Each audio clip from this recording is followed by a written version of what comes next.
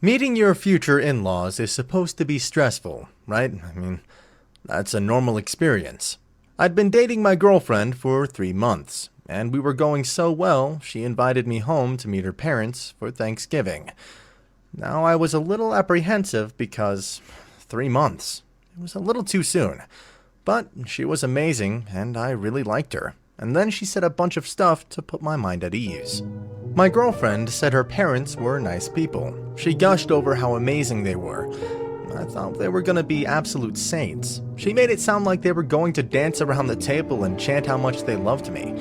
And it might have started like that, but there was a drastic shift when I turned my back to them for a split second to look at the family photos on their mantle. Then, when I turned back around, they were all ignoring me and giving me the cold shoulder. How bad was the cold shoulder? I started shyly walking around the Thanksgiving gathering. I saw my girlfriend's mother and aunt in the kitchen preparing Thanksgiving dinner. I saw her father and cousin in the den shining a rifle and observing a used bullet. They were talking quietly to each other. Something about the skull being unusually easy to shoot through. Something about a possible lack of sportsmanship. Something about how my girlfriend was the one who technically killed him. What a strange party to walk through. There were some children washing what looked like red paint off the walls. At least children could be expected to act like children. They didn't even notice me either, even when I made funny faces at them. No one, not a soul, talked to me. Heck, no one even looked at me. I even went over to a few people and tried to start up a conversation.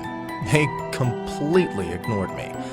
Honestly, I would have left the party, except I wanted my girlfriend to be happy. So I sat down in an armchair and just kind of hung around.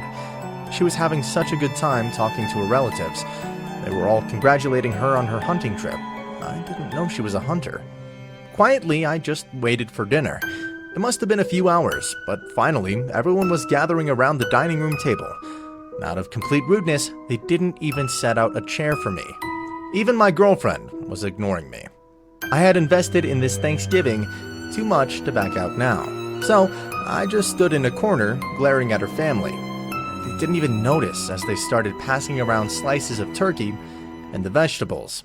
It didn't look appetizing. Thanksgiving needed a full turkey. And the satisfaction of cutting it up in front of everybody. What were they doing with pre-sliced turkey meat? Stupid family couldn't do anything right. It was time for the toast, and there I was, still standing in the corner. Rude. My girlfriend's father stood up and delivered the Thanksgiving toast. We're all gathered here to celebrate all we are thankful for. Our family, our jobs, our good fortune.